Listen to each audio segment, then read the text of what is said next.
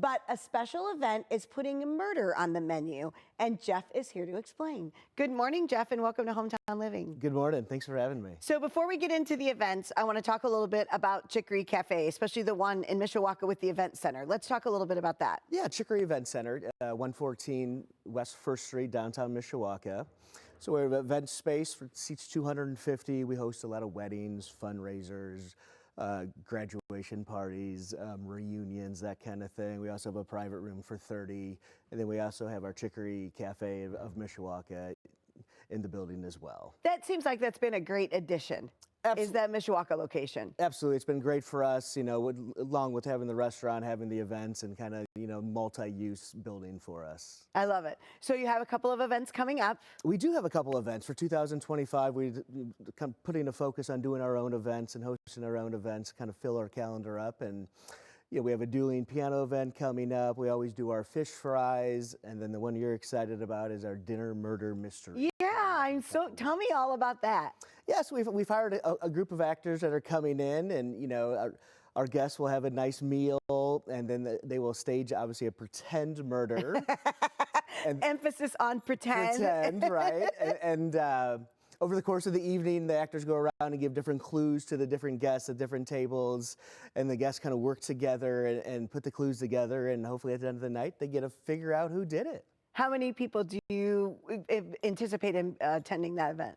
About 100 to 125 is what we're hoping for. Okay. And so tell me, then you've got a bourbon tasting event. We do. We have Four Roses Bourbon coming up from Kentucky. A representative coming up going to talk about 4 of their bourbons, and our chef has paired a 4-course meal with each one course with each bourbon. So we're very excited. I love that idea. Same thing, about the same number that you're anticipating for that? That's a little smaller. It's a little bit more private. We're looking for about 50 to 60 guests. I love that. So what made you think about doing some of these events yourself?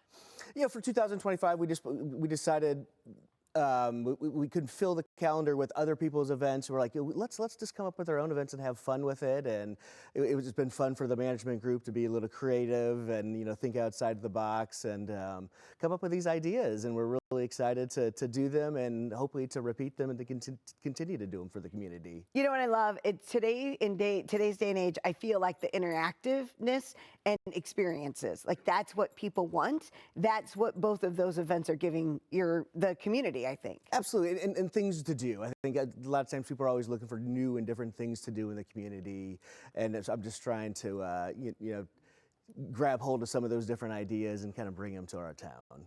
So I always like to ask questions of entrepreneurs because I'm an entrepreneur at heart.